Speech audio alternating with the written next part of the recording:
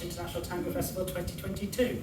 We've already planned next year, or got most of it planned. Nick and Deanna are back. We've got the 2 bands sorted for Friday and Sunday, working on Saturday.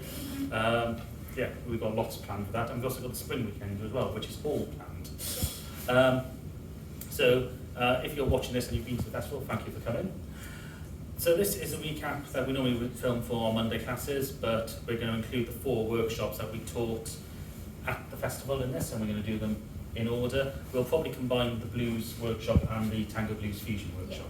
So the first workshop we taught, which was workshop 1 at the festival, was heel catch belayers. Alison is in her low Cuban heels, just because we need those for the Paso Doble. So, and my feet hurt. Yeah, so this will be slightly different to how we did it in the workshop. Anyway, we start off with some belayers. So we were stepping to the side and I was twisting my chest and lifting, which will cause that foot to come up and off the ground. So I'm pivoting my follower up, and the motion of the chest going up lifts the foot off the floor. She's trying to get her knees in line. And then I can pivot her back round. So Nick and Deanna also taught a workshop on belayos, and they taught it in a different way. They taught about just moving around the centre to whip it up. It's the same general motion, but it's a slightly different way of teaching it. We looked at linear belayers as well. So this is where you get a bit more expansiveness. So we were stepping to the side, and now I'm stepping around my follower to get that chest movement. So I'm stepping around and angling my chest up, which creates a bit more bigger belayo. There's a bit more spacing in the leg. And we use this to effectively allow ourselves to hold the follower with our arms in position, place this arm on my shoulder, and then grab her foot. So I would grab the heel, then grab the foot. I can then step around her and get her into a calcita with the heel catch.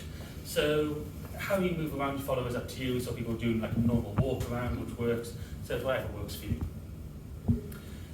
In workshop 4B, we taught blues, and we'll say we combine this with workshop 8, which was Tango Blues Fusion. So we start off with the blues posture, leaning forward, feet comfortably apart, good flex in the knee. We taught some drag steps by stepping to the side, dragging it in to hit the. We're not hitting the beat or the second beat of the bar. We are, or fourth beat. We're just dragging it through that beat and then sending it back the other way and hitting the beats 1 and 3 with the side steps. So the workshop 4B was mainly about different timings in blues. So we talked about then, if you want a more precise timing, we can step and tap. So we're tapping on beats 2 and 4. We can do almost like a triple step, where we step to the side and we step, step to the side, step, and we're basically going 1, 2, 3, 4. So it depends on how you put that bit in just before the 2 and 4, depends on how quick this becomes. We did some fishtails. This is for, like, again, pulling through similar to the drags. So we're pivoting on the balls of the feet. So in workshop 7, we also threw in hip hits. So we're stepping to the side, hitting the hip, and also doing triple hits, so hitting high, hitting low, hitting high. And again, this can be used for emphasising different rhythms within blues. We also looked at doing some hesitations. So we did this from turning the follower, so she's in an open position, so we're at 90 degrees. I can step, and if I send the hesitation, I go to centre and bring her back. Go to centre and bring her back, so we get like this nice wave effect. And again, we can do that if we're in a blues hold, send her and send her back. There's a nice way of doing that. For the fusion part of the class, we looked at moving basically between tango to blues and back again, but using a leg wrap for this. So we're stepping to the side, but aim my foot close to my follower's standing leg, put my foot in deep, twist the chest, that leg will come up, and I can come out in a leg wrap. Or if I aim for the trailing leg, I can get a shoe shine. If I was dancing some blues, so deep drags, if I get my leg in deep, I can put my leg wrap in, readjust my embrace, and then move into tango. Similarly, if I'm dancing tango, that's not how I wanted to do that. So if I'm dancing tango, and I put my foot in deep, get this leg up, I can use this to relax into a blues embrace. go back that way. So that was the Tango Blues Fusion workshop. Workshop 7, Paso Doble Tango Fusion. So in Paso Doble, we talked about the appel, so we were stamping the foot, catching with the heel, and almost stepping it forward slightly, so not putting all the force through the foot. And we sort of talked about big arm movements, keeping the shoulders back, this quite exaggerated Maxian posture, arms coming back to a bigger position so we can go to these strong poses. Or for followers, we can do the rolling of the wrists from flamenco, so you can come down and up with this stamp on the first beat of the bar. We did some movement with Paso Doble, so we were offering the hand, appel, walk, walk, walk, appel, and you can go backwards. We also did a chassis cape, so this is an appel. We're doing it Paso Doble, we tilt the arms down, side, close, side, walk, walk, side, close, side, walk, walk, side, close, side. If you were doing this as proper passo, you'd be really sharp with your motions, but we were going to try and keep this more for social tango.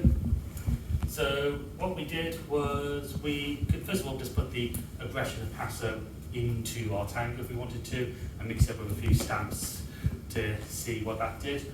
But what we did with that chassis cape is actually just lead to a tango way. So side, close, side, pivot her around into ochos, so she's taking that extra step as she comes through. We should also say that the follower is doing lock steps on the second one, so after that initial side, close side, she then does lock steps, which are similar to back crosses. So we can add those in, and if you just wanted to do tango, ochos, and you wanted to lead it in a more passo way, I can show her where to go with my chest, which makes it more of a passo fusion. On to Monday's classes. We were absolutely knackered by this point, so I'm surprised we can remember. In the lunchtime class, we did some crosses. Eduardo did back crosses on Saturday in workshop 3A? No, 4A.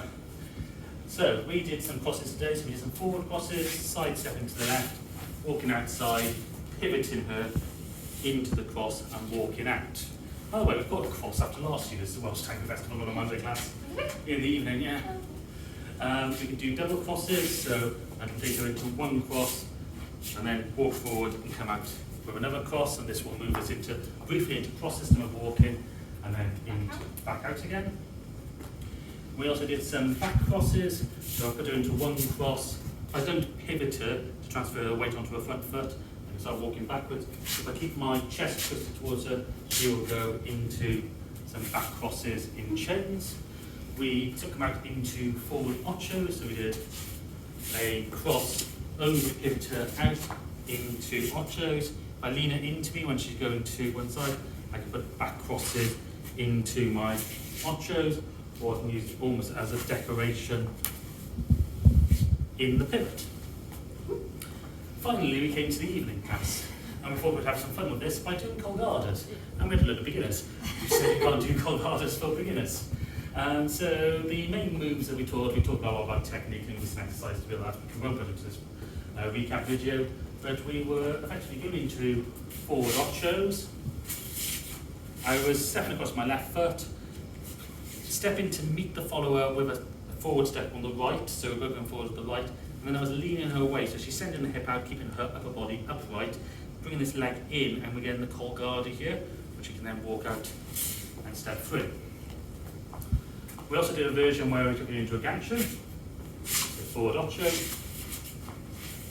forward step, block, and this time I'm going to bring her into me as she comes over, so she's now almost leaning on me, and I can leave that gancho by first of all twisting my chest to the left to bring it around, and then back to the right to get the gancho.